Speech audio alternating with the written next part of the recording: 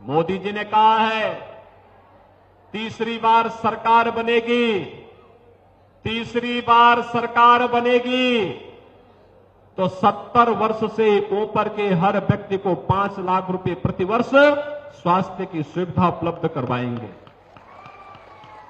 बहनों और भाइयों, मोदी जी ने कहा है कि तीसरी बार जब सरकार बनेगी, हर वह गरीब जिसके पास आवास नहीं होगा, एक एक आवास 5 वर्ष के अंदर सभी को उपलब्ध करवा देंगे।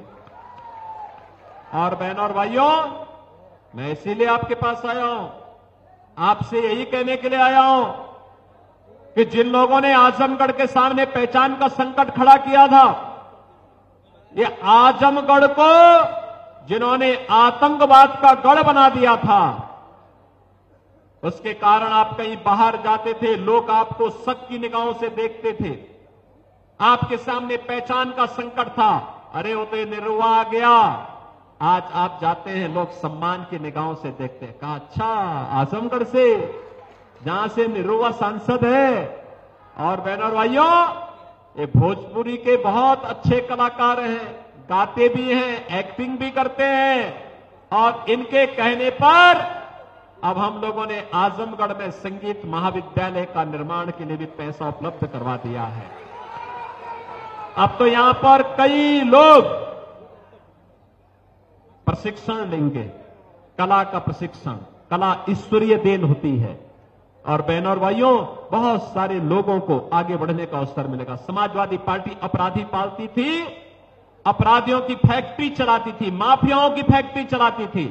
और निरुआ यहां पर संगीत महाविद्यालय के माध्यम से नए नए कलाकार पैदा करके भारत की संगीत जगत को एक नई ऊंचाई देने का काम करेंगे। बहनों और भाइयों, गांव से निकला हुआ एक निरुआ आज अपने दम पर, अपनी मेहनत से, अपने पसीना बहा करके मुंबई जाकर के एक बेहतरीन कलाकार बना। और इसलिए जब मैं मुंबई गया था उत्तर प्रदेश दिवस पर, ये निरुआ और रवि किशन दोनों मुझे मिले। अरे हमने कहा यहां क्या कर रहे हो? कहा कि यहां पे हम एक्टिंग करते हैं। हमने कहा अब एक्टिंग बहुत हो गई है, अब अपने पूर्वी उत्तर प्रदेश के लिए भी कुछ करो, चलो विकास के कार्य के लिए। और बहनों और भाइयों, आपने देखा होगा निरुआ को आजमगढ़ से, रवि किशन को गोरखपुर से सांसद बना करके देश की संसद में भेजे हैं, आपके आशीर्वाद से बना के भेजे हैं ना। दोनों लोग जीते हैं ना। और इसीलिए मैं कह रहा हूं, गरीब की मेहनत को सम्मान दिया जाना चाहिए, उसके परिश्रम को सम्मान दिया जाना चाहिए, उसके द्वारा बहाए जाने वाले पसीने को सम्मान दिया जाना चाहिए। और वही सम्मान देने के लिए हम आए हैं। एक समाजवादी पार्टी थी, उसके समय में संजरपुर और सराय मीर की घटनाएं घटित होती थी। हर आतंकी घटना में नाम आता था आजमगढ़ का, और परेशानी होती थी यहां के नौजवानों को। आजमगढ़ के नाम पर नौकरी की बात तो दूर, कोई धर्मशाला और होटल में कमरा भी नहीं देता था। और बहनों और भाइयों, आज आप जाएंगे, आज ऐसा कुछ नहीं है, आज तो आप सम्मान पाएंगे पूरे देश के अंदर। ये जो सेफई परिवार आया है ना यहाँ पे, ये शोषण करने के लिए आया है, आपको ठगने के लिए आया है, फिर ये चले जाएंगे, दोबारा फिर यहां झांकने नहीं आएंगे। मैं पूछना चाहता हूं, आखिर Purvanchal express way Samajwadi party ने अपने चार बार मुख्यमंत्री थे, क्यों नहीं बनाया? महाराज सुहेलदेव के नाम पे विश्वविद्यालय का निर्माण क्यों नहीं किया?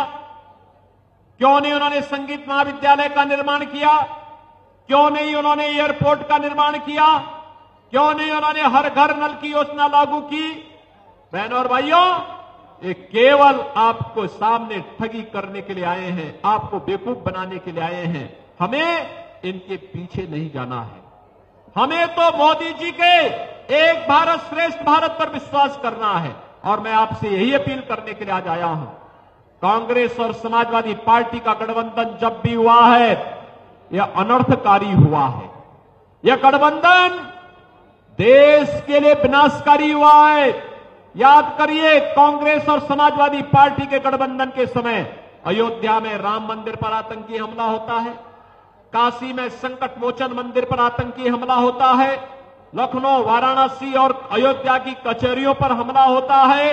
ये सभी लोग उस समय मौन रहते थे, कहते थे आतंकवादी सीमा पार के हैं। और आज आतंकवाद को समाप्त किया जा चुका है।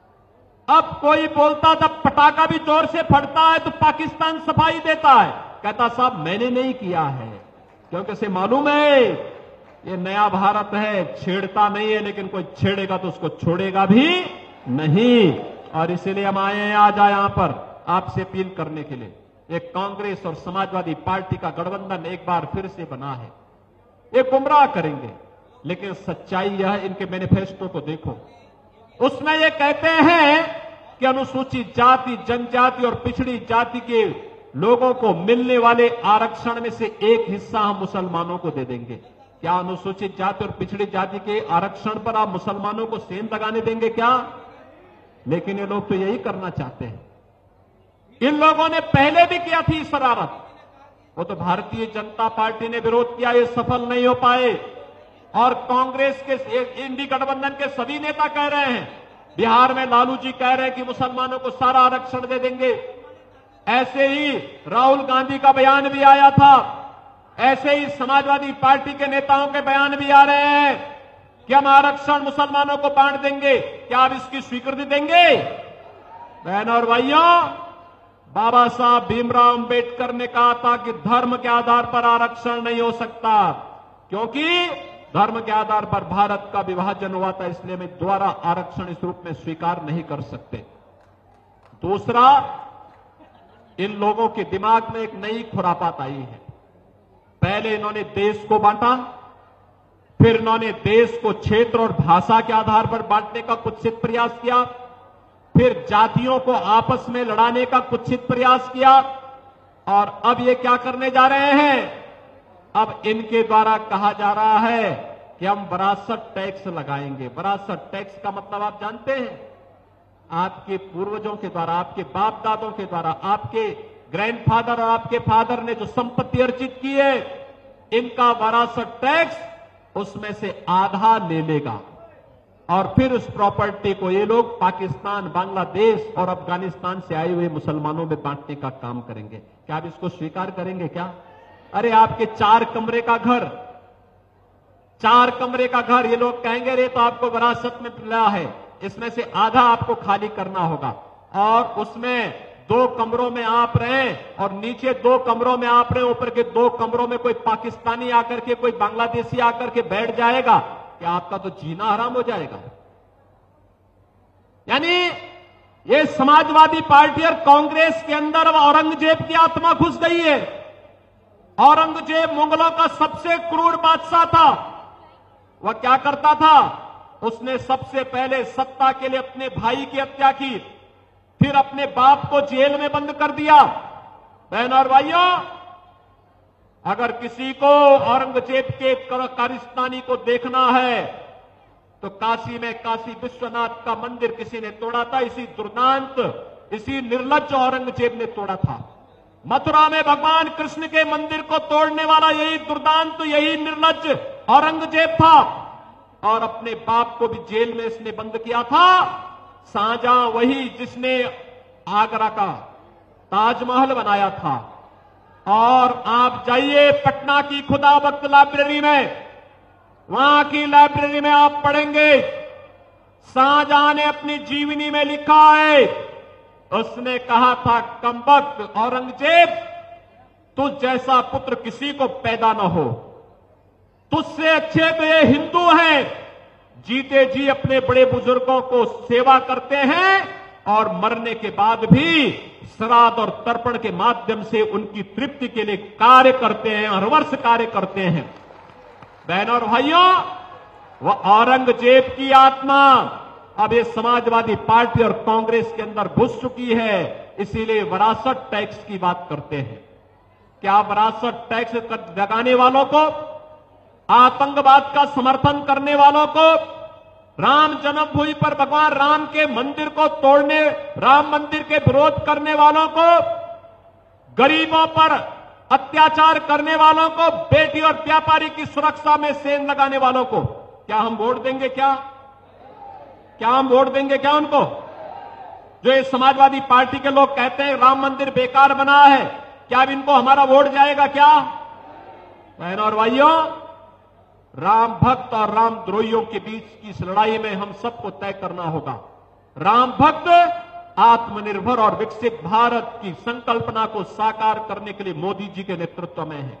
रामद्रोही ये अलग अलग दलों के रूप में छतों बेस में प्रहार करेंगे, आपके बीच में आएंगे, जाति का नारा देंगे, आपको हर प्रकार से गुमराह करने का प्रयास करेंगे। इनके बहकावे में नहीं आने की आवश्यकता है। आप इसीलिए मैं आपके पास आया हूं।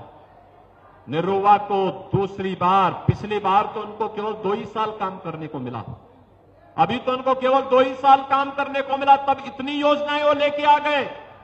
5 साल का वक्त दीजिए इनको, आजमगढ़ को आर्यमगढ़ बनाने का काम करेंगे निरुवा। सहमत हैं? निरुवा को जिता के भेजेंगे। सभी लोग सहमत हैं? दोनों हाथ उठा करके बताओ ना। मैं जानता हूं गर्मी है, लेकिन अब तो चुनाव तो है, 5 दिन का समय हमें देना पड़ेगा। सभी सहमत है ना? लेकिन आपको इसके लिए 2 काम करने पड़ेंगे। करेंगे? एक, 3 दिन का समय प्रचार के लिए आपके लिए बचा है।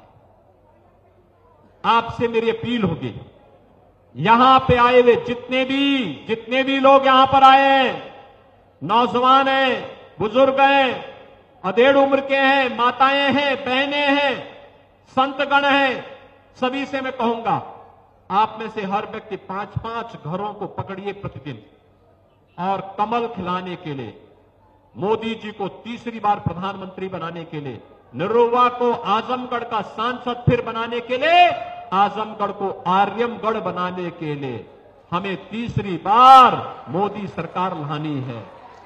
इसके लिए जाएंगे। 3 दिनों में 15 परिवार होंगे। 15 परिवारों से हर व्यक्ति संपर्क करेगा, कमल खिलाने की अपील करेगा, निरुवा को भारी बहुमत से विजयी बना के भेजेंगे, विरोधियों की जमानत जब्त कराएंगे, जो रामद्रोही है उनकी जमानत जब्त कराएंगे, जिन्होंने आजमगढ़ को बदनाम किया था उनकी जमानत जब्त करवाएंगे। सभी लोग सहमत हैं? तो फिर विकास और सुरक्षा की जिम्मेदारी हमारी। सहमत है ना सब लोग? तो फिर दोनों हाथ लाके मेरे साथ बोलेंगे, भारत माता की, भारत माता की, भारत माता की।